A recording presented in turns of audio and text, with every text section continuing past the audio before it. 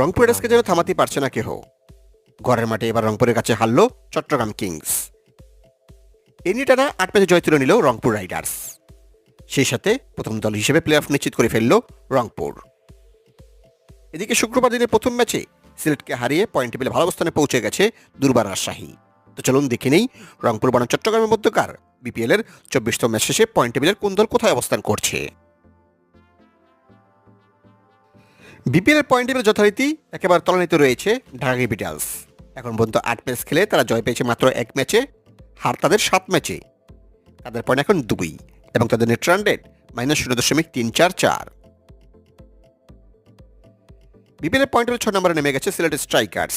এখন পর্যন্ত 7 ম্যাচ খেলে তারা জয় পেয়েছে 2 ম্যাচে, হার তাদের 5 ম্যাচে।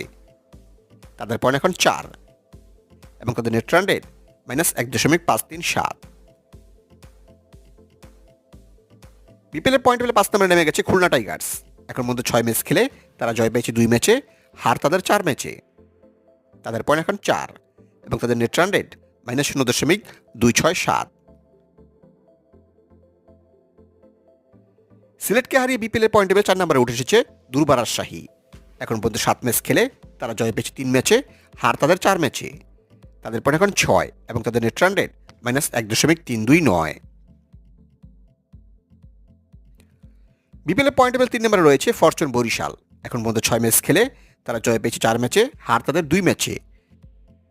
তাদের পয়েন্ট এখন 8 এবং তাদের নেট রান রেট +1.067।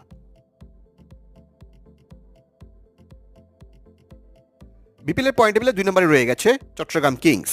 এখন পর্যন্ত 6 ম্যাচ খেলে তারা জয় পেয়েছে 4 ম্যাচে, হার তাদের 2 ম্যাচে।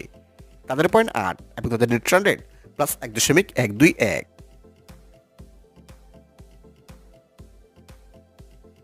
এবং বিপিএল এর পয়েন্ট টেবিলে যথারীতি 1 নম্বর স্থানটি ধরে রেখেছে রংপুর রাইডার্স। এখন পর্যন্ত 8 ম্যাচ খেলে তারা জয় পেয়েছে 8 ম্যাচেই, হার নেই কোনো। তাদের পয়েন্ট এখন 16 এবং তাদের নেট রান রেট +1.786।